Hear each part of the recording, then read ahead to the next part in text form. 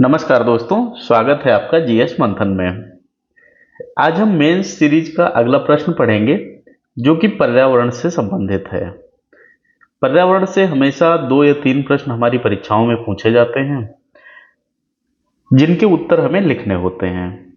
यहाँ आज का जो हम प्रश्न पढ़ेंगे वह है, भारत में पर्यावरणीय नीति का मुख्य उद्देश्य आर्थिक विकास और पारिस्थितिकी संतुलन के बीच संतुलन स्थापित करना है।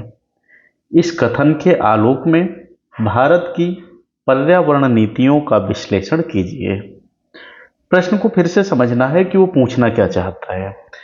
देखिए, पहली चीज है वो जानना चाहता है कि भारत की पर्यावरणीय नीति क्या है, फिर उसका उद्देश्य क्या है, आर्थिक विकास और पारिस्थितिकी संतुलन क्या होता है, इसके बीच हमारी जो नीतियां हैं वो कैसे संतुलन बैठा रही हैं।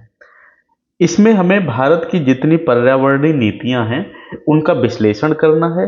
बस ध्यान हमें ये रखना है कि उनका उद्देश्य विकास और संतुलन के बीच का संतुलन होना चाहिए। ऐसे प्रश्न हमारे मेंस में हमेशा पूछे जाते हैं जिनके हमें उत्तर देने होते हैं।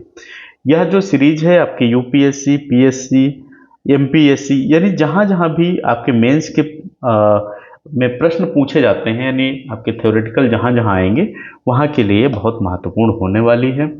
निबंध सीरीज जो आपकी चल रही है वो भी आपकी मेंस के स्तर को लेके चल रही है, इसलिए आप चैनल को सब्सक्राइब जरूर करिएगा, क्लास को पूरा देखिएगा, जिससे कि आप ये समझ पाएं कि हमें क्या लिखना है, हमारे प्रश्न का प्रारूप क्या होना चाहिए, क्या चीज़ें हमें इसमें जोड़नी है, किस स्तर की जोड़नी है और हमें लगभग कैसा ज्ञान होना चाहिए। सबसे पहले प्रश्न पढ़ते हैं, फिर उसको हल करते हैं। प्रश्न है हमारा, भारत में पर्यावरणीय नीति का मुख्य उद्देश्य आर्थिक विकास और पारिस्थितिकी संतुलन, इनके बीच का संतुलन और भारत की पर्यावरणीय नीति, इतनी चीजों का हमें एक साथ विश्लेषण करना है। हमेशा ध्यान रखना है कि जब हम मेंस का उत्तर लिखेंगे तो यहाँ पर तुरंत कोई हेडिंग नहीं डालेंगे। सबसे पहले एक हमें छोटी भूमिका लिखनी होती है जो कि उस प्रश्न से संबंधित है। जैसे इसमें क्या भूमिका बन सकती है, थोड़ा विचार करते हैं, फिर हम प्रश्न हल करते हैं। सबसे पहली चीज इसमें यह होनी चाहिए कि भारत किस प्रकार का देश है, भारत की भौगोलिक स्थिति क्या है पर्यावरण के मामले में, यहाँ पर किस प्रकार पर्यावरण की नीतियां जो हैं वो चलाई जा रही हैं और कितना वो सफल हैं, कहाँ कैसे सफल हैं, जो नीतियां नहीं सफल हैं तो उनका कारण क्या हो रहा है, उससे आर्थिक स्थिति यानी हमारे औद्योगिक विकास पर क्या लाभ होता है, क्या हानि होती है, किस प्रकार उनको और बेहतर किया जा सकता है जिससे कि पर्यावरण संतुलन भी बना रहे, आर्थिक विकास भी होता रहे और सारी चीजें समग्र एक साथ में संतुलित होकर चलती रहें। ऐसा कुछ इस प्रश्न में हमें लिखना रहेगा। तो सबसे पहले थोड़ा समझते हैं। भारत जैसे विकासशील देश के लिए पर्यावरणीय नीति केवल प्रकृति संरक्षण का विषय नहीं बल्कि विकास की दिशा तय करने का आधार भी है। एक ओर जनसंख्या वृद्धि, औद्योगिकीकरण और शहरीकरण से आर्थिक गतिविधियां तीव्र हो रही हैं, वहीं दूसरी ओर प्राकृतिक संसाधनों पर दबाव लगातार बढ़ रहा है।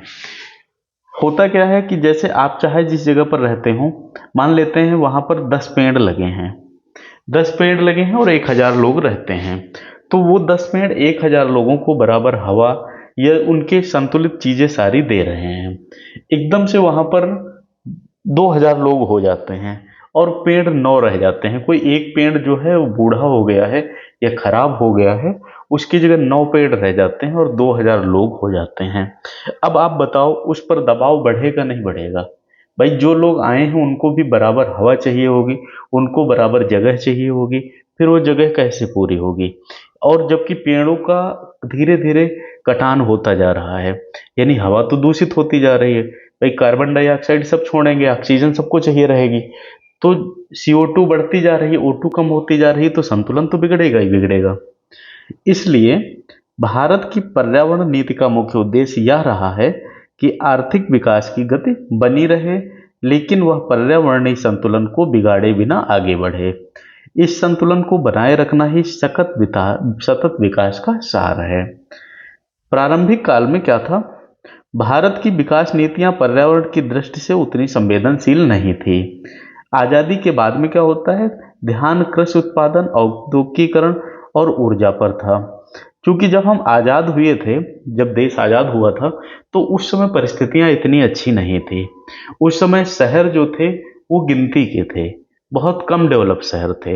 वो जो शहर थे वो भी पूर्णतः गांव पर निर्भर थे, गांव से बने हुए थे। नहीं कहा जा सकता है कि कोई भी शहर पूर्ण रूप से शहर था। फिर गांव और शहर के बीच में एक दूरी बनती गई। वो दूरी ऐसी बनी कि गांव गांव रह गया और शहर खुद में बड़ा तो हुआ, समृद्ध तो हुआ, लेकिन वो पर्यावरण की दृष्टि से कमजोर होता चला गया। लोग वहां बढ़ते चले गए, जनसंख्या बढ़ती चली गई, मकान बढ़ते चले गए, फैक्ट्री बढ़ती चली गई, लेकिन वहां ये किसी ने नहीं सोचा कि यहाँ घट क्या रहा है। और वो घटा और घटता हुआ ऐसे गया कि पूरे संतुलन को उसने बिगाड़ के रख दिया। 1972 में स्टॉकहोम सम्मेलन के बाद भारत ने पर्यावरण को विकास की प्रक्रिया का अभिन्न भाग मानना शुरू किया। इसके बाद संविधान में संशोधन कर अनुच्छेद 48 का और 51 का जोड़े गए, जिनमें राज्य और नागरिक दोनों को पर्यावरण संरक्षण का दायित्व सौंपा गया। यहीं से भारत की पर्यावरणीय नीति की वैचारिक नींव पड़ती है। देखिए, ये जो चीजें हैं, स्टॉकहोम सम्मेलन है या अनुच्छेद की बातें हैं, ये आपको लिखनी रहेंगी। होता क्या है, यदि मान लो आपके 10,000 परीक्षार्थी परीक्षा में बैठ रहे हैं, तो एक उत्तर को 10,000 लोग लिखेंगे। फिर आपका उत्तर कैसे बेहतर हो, क्योंकि आप वहां खुद नहीं होते हो, वहां आपकी केवल कॉपी होती है, आपके लिखे विचार होते हैं। तो कुछ तो अलग लिखना पड़ेगा ना, जो 10,000 से अलग दिखे, जो आपको रैंक दिलाए, जो आपको नौकरी दिलाए। इसलिए आपको ये सारे तथ्य प्रयोग करने हैं। एक प्रयास और रहना चाहिए कि हमेशा जो तथ्य प्रयोग करेंगे वो सही होना चाहिए। आप कोई गलत डाटा नहीं देंगे, आप कोई घुमा के जानकारी नहीं देंगे, क्योंकि जिस परीक्षा को आप पास करने जा रहे हैं उसकी कॉपी चेक करने वाले उस विभाग के महारथी हैं, आप इतना ध्यान रखो। तो आप उनको गुमराह नहीं कर सकते हो। ईमानदारी से पूरा उत्तर लिखेंगे, जितना ज्ञान है उतना लिखेंगे, बेहतर तरीके से लिखेंगे। नीतिगत विकास क्या होता है? 1970 के दशक में पारिस्थितिकी और विकास के बीच संतुलन पर गंभीर चर्चा शुरू होती है। 1972 में प्रदूषण नियंत्रण अधिनियम, 1974 में जल ये प्रदूषण निवारण अधिनियम पारित हुए, 1981 में वायु प्रदूषण निवारण अधिनियम लाया गया। इन कानूनों ने औद्योगिक विकास को नियंत्रित करने और प्रदूषण को कम करने की दिशा में ठोस रूपरेखा दी। 1986 में पर्यावरण संरक्षण अधिनियम एक व्यापक कानून के रूप में आता, जिसने केंद्र सरकार को पर्यावरण प्रबंधन के सभी पहलुओं पर अधिकार दिए। यह अधिनियम 1984 के भोपाल गैस त्रासदी के बाद बनता है। इसने यह सिद्ध किया कि विकास यदि सुरक्षित ना हो तो उसकी कीमत समाज को भारी रूप से चुकानी पड़ती है। 1984 में क्या होता है, भोपाल में एक बहुत बड़ी गैस त्रासदी होती है, जहां पर एक बॉयलर से गैस निकलती है और वो आसपास के नागरिकों को पूरी तरह से तबाह कर देती है। क्योंकि कोई ऐसे अपने पास नियम उस समय नहीं होते हैं जिनके तहत फैक्ट्रियां या कंपनियों पर पहले से अंकुश लगाया जाए, तो उनका जो कह सकते हैं कि बाहर निकलने वाला कचरा था या जो धुआं था, वो धीरे धीरे उनकी जो गैस थी वो भोपाल में फैलती है और वहाँ पर एक बहुत बड़ा कह सकते हैं शरीर को घुटने वाली, दम घुटने वाली गैस वहाँ पर रिसाव होती है और बहुत लोगों की मौत हो जाती है। जब ये घटना एक जगह पर हो जाती है तो कहीं ना कहीं से फिर से इस पर विचार बनते हैं कि कैसे क्या कानून बनाने चाहिए, और कानूनों पर विचार होता है। तो नीति और योजना स्तर पर संतुलन का प्रयास कैसे किया गया? एक चीज और ध्यान रखना है, जब मेंस का उत्तर लिखना है तो जो हमारा टॉपिक है उसके बाहर हमें किसी भी हाल में नहीं जाना है। जो प्रश्न पूछा गया है उसी के बारे में ही हमें सारी चीजें लिखनी रहेंगी, जो तथ्य रहेंगे, जो जानकारी रहेगी उसी के बारे में ही रहनी चाहिए। बस तथ्य हमारे ऐसे होने चाहिए जो पहले की घटनाओं को जोड़ते हुए आज की स्थिति को बता रहे हों। भारत ने पंचवर्षीय योजनाओं में भी पर्यावरणीय दृष्टिकोण को शामिल किया। पांचवी पंचवर्षीय योजना जो कि आती है 1974 में पहली बार पर्यावरण और विकास को संयुक्त रूप से देखा गया। 8वीं और 12वीं योजनाओं तक आते आते सतत विकास और हरित वृद्धि की नीति हिस्सा बन जाते हैं। नीति आयोग ने भी 2015 के बाद एजेंडे में संशोधन, दक्षता और जलवायु अनुकूल विकास पर बल दिया। 2006 की राष्ट्रीय पर्यावरण नीति, नेशनल इन्वायरमेंट पॉलिसी, भारत के नीतिगत ढांचे में एक महत्वपूर्ण दस्तावेज है। इसका लक्ष्य था विकास में पर्यावरणीय लागतों को शामिल किया जाए और संसाधनों का उपयोग इस प्रकार हो कि आने वाली पीढ़ियों के अधिकारों पर आंच न आए। इस नीति ने प्रदूषक भुगतान सिद्धांत, सावधानी सिद्धांत और साझा उत्तरदायित्व जैसे अंतर्राष्ट्रीय सिद्धांतों को अपनाया। हमेशा क्या होता है, कुछ न कुछ सम्मेलन अंतर्राष्ट्रीय स्तर पर भी होते रहते हैं, जिनमें यह विचार किया जाता है कि किस देश की क्या स्थिति है। चाहे कार्बन उत्सर्जन के मामले में देख लेते हैं, चाहे उसका पर्यावरण का अर्थशास्त्र से या अर्थव्यवस्था से, आर्थिक व्यवस्था से जोड़कर देखते हैं कि क्या घटनाएं घट रही हैं। जैसे हम आपको ये निबंध सीरीज पढ़ाते हैं, ऐसे ही हमारी मेंस आंसर राइटिंग सीरीज है। दोनों सीरीज हमारी बराबर चल रही हैं। आप किसी भी परीक्षा का मेंस दे रहे हो तो चैनल सब्सक्राइब करेंगे तो आपको इसका लाभ मिलता रहेगा। तो आर्थिक विकास के साथ संतुलन हेतु कार्यक्रम क्या चलते हैं। भारत ने आर्थिक वृद्धि को पर्यावरण के साथ जोड़ने के लिए कई कार्यक्रम शुरू किए, जैसे राष्ट्रीय स्वच्छ ऊर्जा नीति के तहत सौर, पवन और जल ऊर्जा पर ध्यान दिया गया। नेशनल सोलर मिशन जो 2010 में आता है, ने भारत को विश्व के अग्रणी सौर ऊर्जा उत्पादक देशों में स्थान दिलाया। राष्ट्रीय स्वच्छ वायु कार्यक्रम ने 122 शहरों में प्रदूषण घटाने का लक्ष्य रखा। अभी 122 शहर हैं। आप जिस साल उत्तर लिखेंगे डाटा अपडेट होगा तो आप उस डाटा को लिखेंगे, नहीं तो इसमें 122 मत लिखिएगा, उसमें यह लिख दीजिए 100 से ज़्यादा देशों में। मनरेगा जैसी योजनाओं ने ग्रामीण पर्यावरणीय सुधार जैसे जल संरक्षण, वृक्षारोपण और भूमि पुनर्जीवन को रोजगार से जोड़ा। स्वच्छ भारत मिशन ने स्वच्छता को सामाजिक आंदोलन बनाया, जिससे पर्यावरणीय जागरूकता भी बढ़ी है।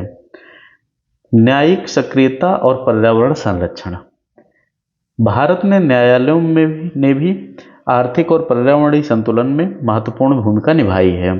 सर्वोच्च न्यायालय के वेल्लोर सिटीजन वेलफेयर फोरम में बनाम भारत संघ मामले 1996 में जो हुआ था, में सतत विकास को भारतीय विधि का हिस्सा घोषित किया।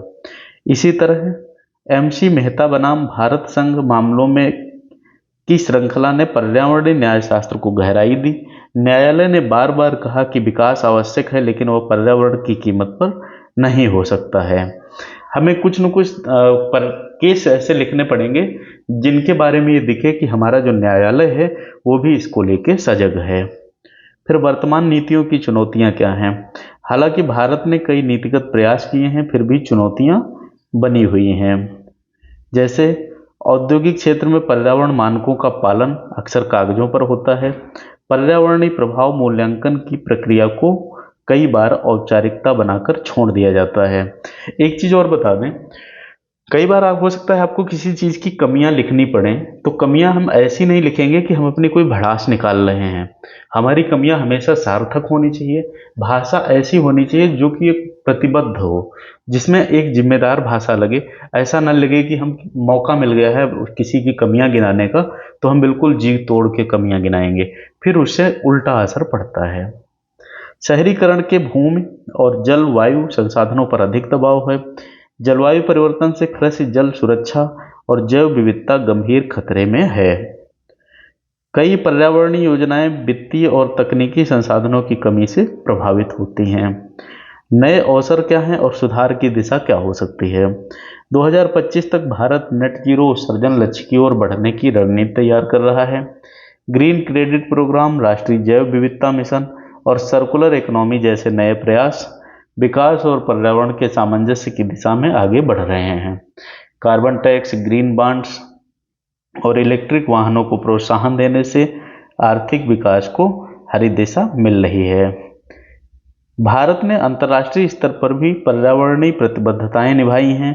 पेरिस समझौते में भारत ने अपने NDCs के तहत 2030 तक 50% ऊर्जा गैर जीवाश्म स्रोतों से प्राप्त करने और उत्सर्जन तीव्रता में 50% कमी का लक्ष्य तय किया है।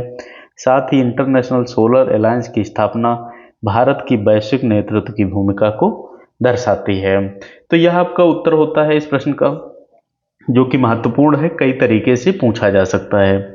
अब आप 2-3 बार इसका प्रैक्टिस करेंगे पहली बार क्लास देखा है तो सब्सक्राइब करिएगा। कुछ समझ में नहीं आया तो आप कमेंट कर सकते हैं, हम ज़रूर उसको आपको समझाएंगे। ये क्लास यहीं ख़त्म होती है, मिलते हैं किसी और प्रश्न के साथ अगली क्लास में। धन्यवाद।